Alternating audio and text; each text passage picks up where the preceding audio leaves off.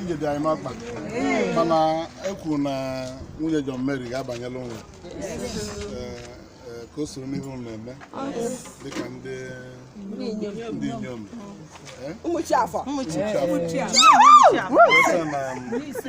ọ ga-adịla ya mma ịbanye ife ka si eme ife ezigbo nne di na-eme nne di gị gbara mbọ ka ịbanye n'inyom ọ bụrụ na emere taa obi eme adị ya mma ama na otu o ji achanye ọkụ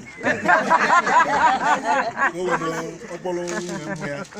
ka o soro n'ihe a na-eme ọ dịbe mama anyị mechara ya oge mgbe anyị na-eto ya mama jide